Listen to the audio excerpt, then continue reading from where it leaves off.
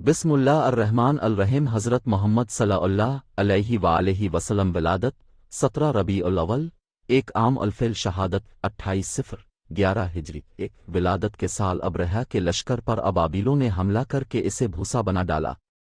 2 ولادت کے وقت اب کے گھر سے ایک ایسا نور بلند ہوا جس سے سارا جزیرہ العرب روشن ہو گیا۔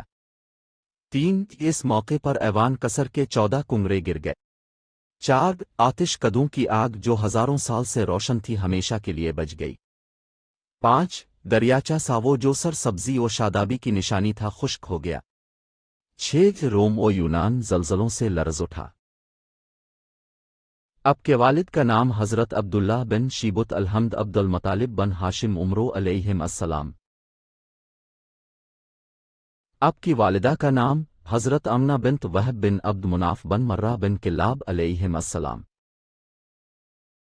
اب کے دادا کا نام حضرت شیبت الحمد عبدال مطالب بن ہاشم عمرو بن مغیرہ علیہم السلام۔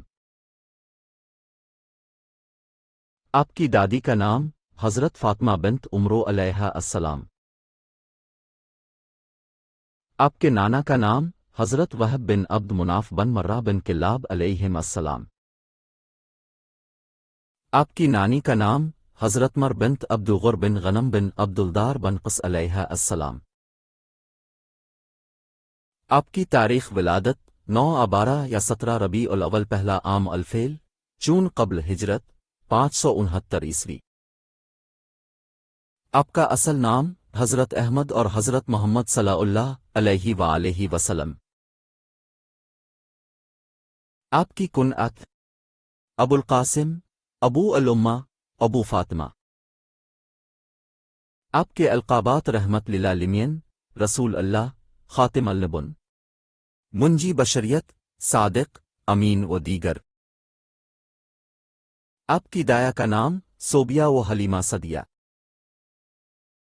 اب کی بست سے قبل اہم واقعات: حرب فجار، حلف الفضول، خانہ کعبہ میں حجر نسوت کی تنصیب، تجارتی قافلوں کا لے جانا، حضرت خدیجہ کے ساتھ تجارتی معاملات، حضرت خدیجہ کے ساتھ شادی۔ اب پر پہلی وحی اور بست 27 رجب الم رجب 41 عام الفیل 14 سال قبل از ہجرت 609 عیسوی۔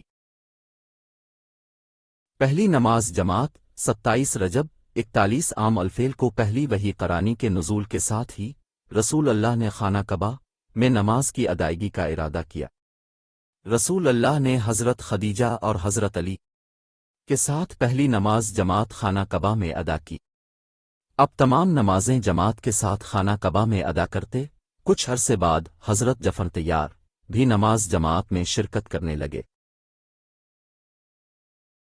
دعوت ذوالعشر 11 سال قبل ہجرت 44 عام الفیل 612 عیسوی کو قرآن کریم کی سورہ شیننرے کی آیت 214 و 215 نازل ہوئیں جس میں نبی اکرم کو ارد گرد کے قبیلوں کو اسلام کی دعوت دینے کا حکم ہوا۔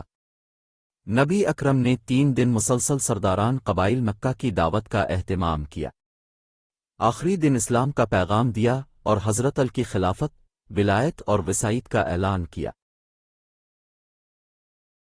ہجرت حبشہ اول 9 سال قبل از ہجرت 46 عام الفیل 613 عیسوی کو نبی اکرم نے حضرت جعفر کی سربراہی میں مسلمانوں کو حبشہ کی جانب ہجرت کا حکم دیا۔